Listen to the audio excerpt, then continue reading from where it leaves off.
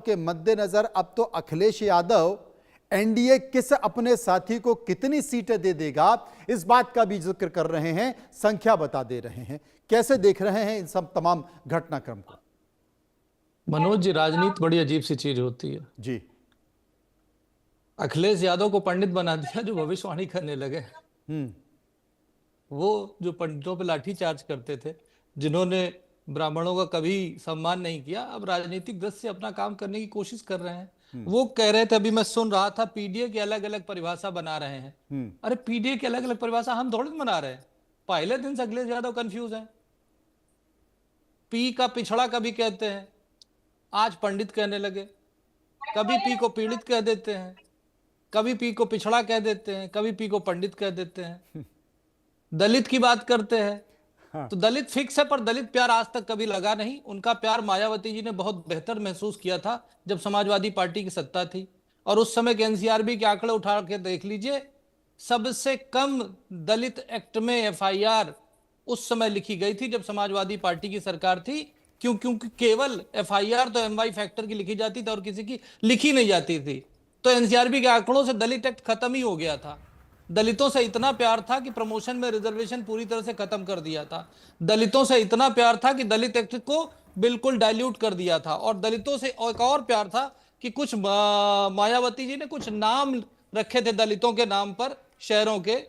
मैं नाम लेना चाहूंगा, भीमनगर कहा था उन्होंने, उसका नाम बदल दिया। प्रबुद्ध नगर कहा था, पंचशील नगर कहा था, महामाया नगर कहा था, कांची नगर का, रामनगर कहा था, सबका नाम बदल दिया। इतना दलित प्रेम है। दलित प्रेम तो इतना है, और दलित प्रेम को छोड़ करके पंडित प्रेम इतना हो गया कि जिस जनेश्वर मिश्रा पार्क की बात बार बार करते हैं और बार बार पीठ ठोकते हैं, उसका पिछला नाम क्या था, ये अखिलेश यादव के प्रवक्ता से जरूर पूछ लीजिएगा कि वो कौन सा पार्क था जिसको उन्होंने जनेश्वर मिश्रा पार्क कर दिया। तो इनका कंफ्यूजन इनके अंदर रहता। अब ए पे आ जाते हैं। कभी ए फॉर आदिवासी हो जाता है, कभी ए फॉर अल्पसंख्यक हो जाता है, कभी ए फॉर अति पिछड़ा हो जाता है, कभी कुछ भी हो जाता है। तो ये खुद कंफ्यूज है, हम थोड़ा कंफ्यूज है। हम तो पिक्चर क्लियर है पीडीए की, परिवार डेवलपमेंट अलायंस, और कुछ नहीं है। पिछड़ा इनके लिए, जब इनकी सबसे 5 सीटें आई थी ना लोकसभा की, 5 के 5 एक ही परिवार से आए थे। पूरे प्रदेश में एक ही परिवार सबसे पिछड़ा था, वो है माननीय मुलायम सिंह का परिवार, जो पूरे प्रदेश का सबसे पिछड़ा परिवार है। माननीय मुलायम सिंह जी तो पिछड़े थे, पर उनके परिवार का एक भी आदमी पिछड़ा नहीं था। क्योंकि सब क्रीमी लेयर में आ जाते हैं। ये असली चेहरा है अखिलेश यादव जी का।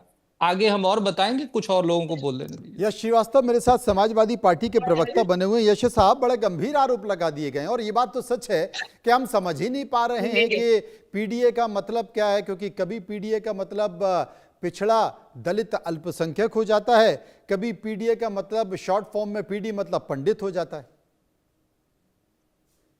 मनोज जी, एक करेक्शन कर दीजिए, मेरा नाम यश श्रीवास्तव नहीं, यश भारती है।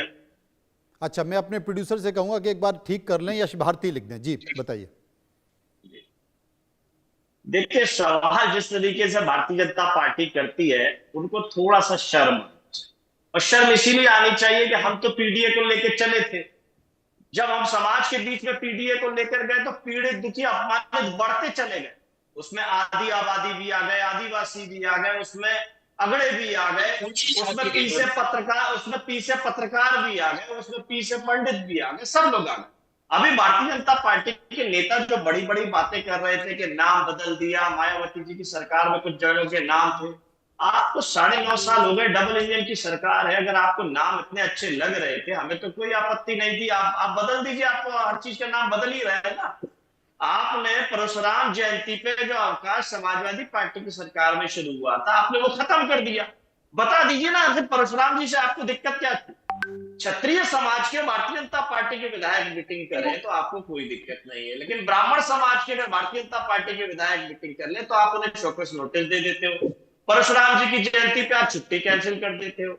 एनकाउंटर और अन्य चीजों में जिस तरीके से ब्राह्मण वर्ग, दलित वर्ग, पिछड़ा वर्ग का अपमानित करने का काम दिख रहा है, वो सब दिख रहा है। आदि आबादी को जिस तरीके से अपमानित करने का काम दिख रहा है, वो सब दिख रहा है। तो जब हमारे पीड़ित दुखी अपमानित का वर्ग बढ़ रहा है, पीडीए बढ़ रहा है, तो भारतीय जनता पार्टी को दिक्कत हो रही है। अभी भारतीय जनता पार्टी के नेता एक बात कह रहे थे कि 5 लोग जीत के आए थे। 5 लोग जो जीत के आए थे, तो क्या भारतीय जनता पार्टी के लोगों ने वोट दिया था कि जनता ने वोट दिया था? और भारतीय जनता पार्टी के पक्ष में दिया था कि खिलाफ में दिया था? जिन लोगों को भारतीय जनता पार्टी के खिलाफत में वोट दिया गया, जो ये कहते हैं कि हम सत्ता में आके चल सन्यासी मंदिर में हम घंटा बजाने गोरखपुर वापस भेज देंगे, वो ओपी राजभर जी आज भारतीय जनता पार्टी की सरकार में समर्थन दे रहे हैं। जिनको जनता ने वोट खिलाफत में दिया था भाजपा में, वो जयंत चौधरी जो आरएलडी के नेता हैं, केंद्र में मंत्री बने बैठे हैं, उनको राज्यसभा सीट हमने दिया भारतीय समाजवादी पार्टी के कोटे से, उस जनता के वोट से जो जनता ने भारतीय जनता पार्टी के खिलाफत में दिया। लेकिन नहीं, जनादेश जनता के सम्मान को लूट करके आज उनकी साथ में खड़े हो गए हैं। और भारतीय जनता पार्टी कहती है कि चुनाव की बात करने के लिए हम ये पूछना चाहते हैं, 26,000 स्कूल बंद करके आप किसको आगे बढ़ाना चाहते हैं? आप 70,000 आरक्षण वर्ग के शिक्षकों की जो भर्ती होनी थी वो खत्म करके आप किसको आगे बढ़ाना चाहते हैं? जयंत चौधरी जी ने खुद सदन में कहा था कि 3 महीने में 3 लाख बच्चों ने स्कूल छोड़ दिए उत्तर प्रदेश के अंदर, तो उस पर काम क्या हुआ उन बच्चों को वापस स्कूल लाने के लिए? तो काम कुछ नहीं हो रहा, केवल कारनामे हो रहे हैं, उन कारनामों का गायन चल रहा है और झूठी बातें चल रही हैं। हम हक अधिकार के लिए लड़ रहे हैं। चढ़ावा चोरी हो गया, हम चढ़ावा चोरी की बात कर रहे हैं, तो चंपत राय जी अगले दिन आ जाते हैं कोई चोरी नहीं हुई, और बाद में कहते हैं हमने 8 लोगों को पकड़ लिया। तो किसने किसको पकड़ा, किसने किसको बचाया, वो सब दिख रहा है। 1600 कैमरों की निगरानी में 40 दिन में 70 बार चोरी हो गई, और जिसका काम निगरानी रखने का था उसको बचा के गोरखपुर भेज बड़ा दिया मुद्दा गया। होने जा रहा है। यश भारती जी, तो क्या मान लिया जाए कि चढ़ावा चोरी बड़ा मुद्दा होने जा रहा है इस विधानसभा में? मनोज जी, कानून व्यवस्था की बात हो रही, कानून व्यवस्था पे छाती पीटती है भारतीय जनता पार्टी की सरकार के, हमने कानून व्यवस्था ठीक कर दी। हर महीने अयोध्या जाने वाले मुख्यमंत्री जी क्या करते थे जहां चोरी हो गई? जहां ऑन रिकॉर्ड 7 लाख के फूल 17 लाख में खरीदे गए, जहां 40% कमीशन की निर्माण में बात आ रही हो, जहां यह बात आ रही हो कि ध्वजारोहण के कार्यक्रम में, प्राण प्रतिष्ठा के कार्यक्रम में 2000 लोगों की भीड़ कम होने से लगभग 17 करोड़ का डिफरेंस है। महाकुंभ के अवसर पे केवल 5 रुपए प्रति व्यक्ति ने चढ़ावा चढ़ाया। ये लिखित में और अलिखित में दोनों चीजों में जो गंभीर अपराध हुआ है, ये कैसी कानून व्यवस्था की दूरी हो गई? समझ गए। आचार्य अरुण कृष्ण हमारे साथ मौजूद हैं। अरुण जी, बड़ा मुद्दा होने जा रहा है, आस्था बनाम आस्था पर चोट। देखिए जी, ऐसा है, हाँ। सर्वप्रथम तो मैं भारतीय हॉकी टीम को बधाइयां दूंगा कि उन्होंने वर्ल्ड कप जीता, लेकिन इससे ही बड़ा समाचार है, मुझे नहीं पता राष्ट्रीय चैनलों पर क्यों नहीं चला होगा शायद, कि 12 तारीख को 253 इस देश में रहते मुसलमान गद्दार पकड़े गए हैं, जो 15 तारीख या उसके आसपास देश में एक साथ 15 जगह आतंकवादी हमले करने वाले, शायद आपको पता होगा, एटीएस ने उठाया है।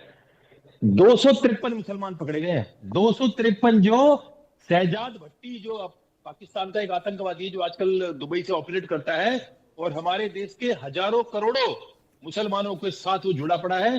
253 एक साथ 12 तारीख को पकड़े गए हैं। आप कल्पना कीजिए।